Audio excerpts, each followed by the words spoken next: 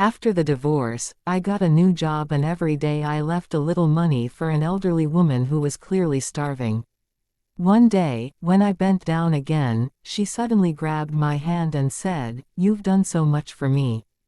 Don't go home tonight. Stay at a hotel tomorrow, I'll show you something." My name is Camilla Johnson. I am 25 years old, working as a junior financial assistant in a mid-sized real estate firm, recently divorced, heartbroken, but trying to rebuild my life one slow day at a time.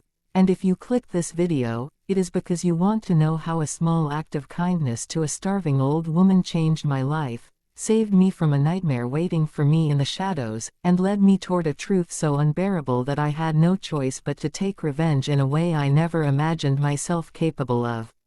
I grew up in a strict but warm African American household. My parents believed in hard work and survival, and after my messy divorce, when I walked out of my ex-husband's house with nothing but a suitcase and a heart that felt like cracked glass, I promised myself I would never allow anyone to break me again, no matter who they were.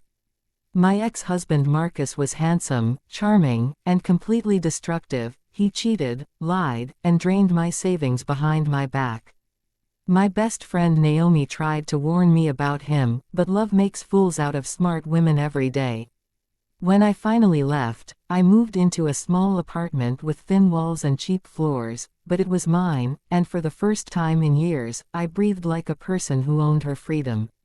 My new job became my anchor. Every morning I walked the same route to the office, passing the bus stop where an elderly woman sat on the pavement, wrapped in a worn gray shawl, her eyes sunken, her hands trembling as she held a tin cup. She wasn't like the other people asking for help. She didn't call out to anyone, she didn't beg, she just sat quietly with a dignity that felt painful to look at. The first day, something inside me couldn't walk past her. I opened my purse, took out a few dollars, and placed them gently in her cup. She looked up for just a second, her lips forming the smallest "thank you," barely audible. The next day, I did it again, and soon it became a ritual, like brushing my teeth. I couldn't go to work without leaving her something. Naomi noticed the habit and teased me about my street-adopted grandma, and I laughed, but inside, helping that woman made me feel human. After the divorce, I constantly battled this invisible feeling that everything I touched fell apart, and giving money to her was the only thing that made me feel like I was doing something right. One afternoon, I had a terrible day at work. My supervisor blamed me for a mistake another department made, and I was exhausted and mentally drained. When I approached the elderly woman, I bent down to drop a small folded bill in her cup, but her hand suddenly shot up and grabbed my wrist with surprising strength. I froze, startled. She looked straight into my eyes, her voice rough but steady, and said, "You have done so much for me. Don't go home tonight, stay at a hotel. Tomorrow I will show you something." My heart thudded, partly from fear, partly from confusion. I tried to ask her what she meant, but she only repeated it, slowly, "Don't go home tonight. Stay somewhere safe. Don't ignore this." Her fingers squeezed my wrist before she let go. Then she turned her face away as if she had said something she shouldn't. I walked away shaken and immediately called Naomi, telling her what happened, expecting her to laugh it off, but instead she grew quiet and said, "Cam, if something feels off, please don't go home. Weird warnings like that don't come from nowhere." She insisted I stay with her that night, but she lived across town and had work early, so I checked into a small hotel near my office, trying to convince myself it was silly paranoia. But what happened the next morning erased every doubt I had. I woke up to 20 missed calls from my neighbor and 3 from the police. My neighbor's voicemail was trembling. She said, "Camilla, your apartment door is broken, the police are here, call me, please call me." My hands shook as I dialed back, and when she answered, her voice was trembling. "Someone broke into your apartment last night, they trashed the place, the police think they were looking for something." I felt my stomach twist into knots. I rushed to the building, and when I arrived, the sight made my knees weak. My living room was destroyed, drawers pulled out, clothes thrown everywhere, my mattress sliced open, cupboards broken. It wasn't a robbery. It was a search. A deliberate, angry search. The police officer pulled me aside and asked if I had any enemies. I said no, but in the pit of my stomach, I felt something cold and familiar. Marcus, my ex-husband. When I left him, he insisted I had some documents of his locked in my laptop, something about his business deals. I never had anything, but he didn't believe me. And now, seeing my home like that, there was no doubt in my mind. I went to see the elderly woman that morning, but she wasn't at her usual spot. Her absence made me feel strangely empty. She had warned me. She saved me. And now I had no idea where she was.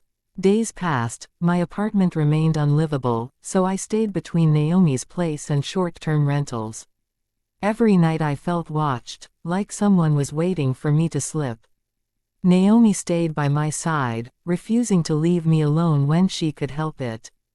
She was bold, protective, and the only person who made me feel less terrified.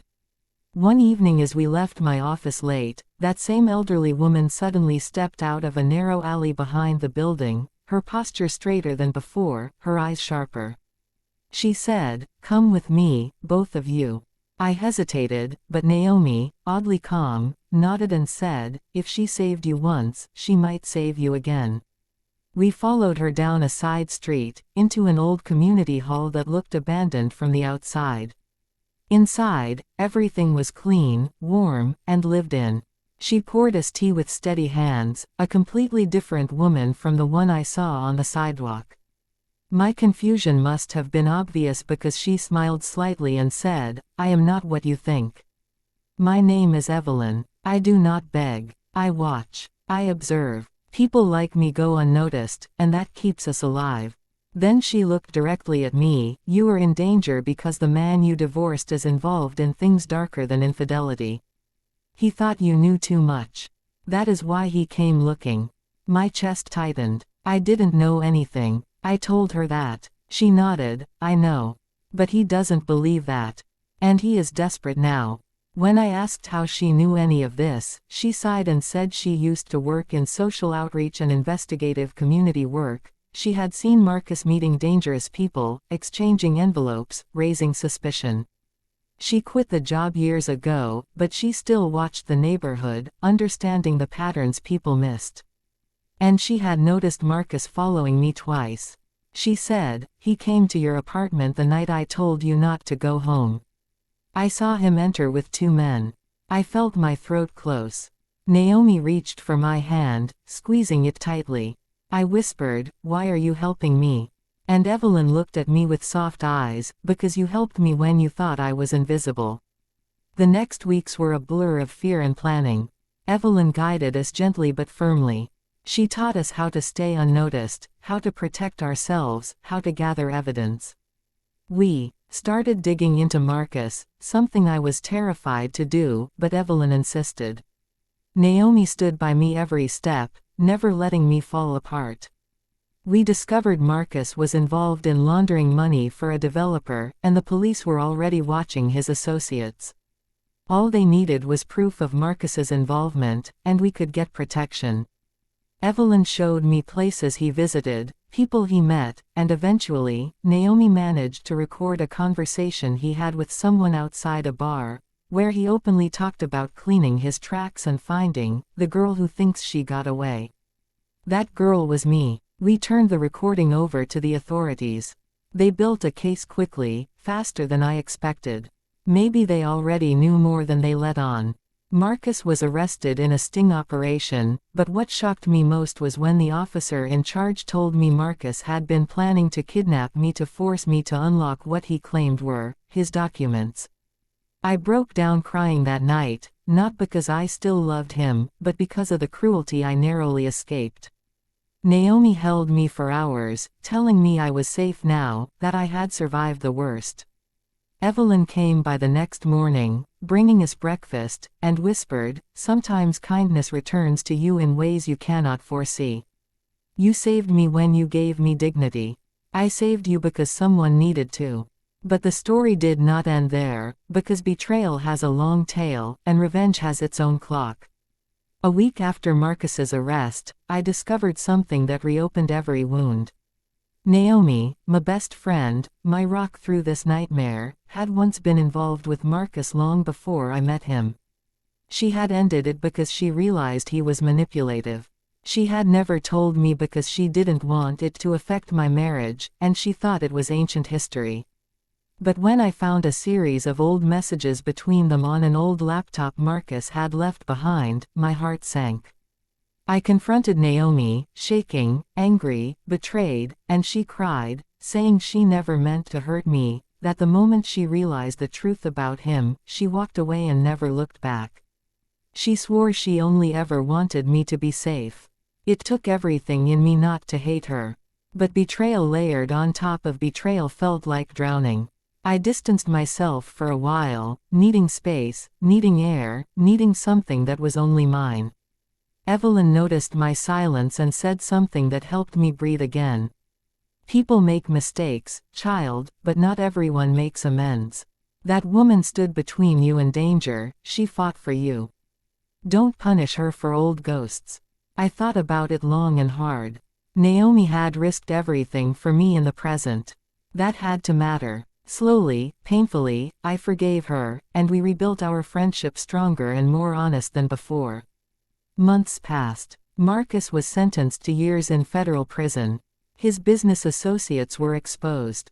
And me, the girl who left a few dollars in a tin cup every morning, walked away with her life, her dignity, her courage, and a story that felt like a movie no one would believe. Evelyn eventually disappeared again, back into the shadows of the city, but not before hugging me tightly and saying, "Never stop being kind. It is the only real protection we have in this world." Today I stand stronger than ever, knowing I faced betrayal, danger, fear, and still found the strength to rise. And when I pass that same bus stop every morning, even though she is no longer there, I still look at the empty spot and whisper a thank you to the woman who saw me when no one else did, the woman who saved my life, and taught me that kindness can be the beginning of unbearable revenge and unbelievable redemption all at once. And that is how a starving old woman, a broken marriage, a loyal but flawed friend, and a dangerous ex-husband led me to reclaim my life, my power, and my future, one terrifying twist at a time. If this story touched your heart, don't forget to like, share, and subscribe. And tell me, what would you have done if you were in my place?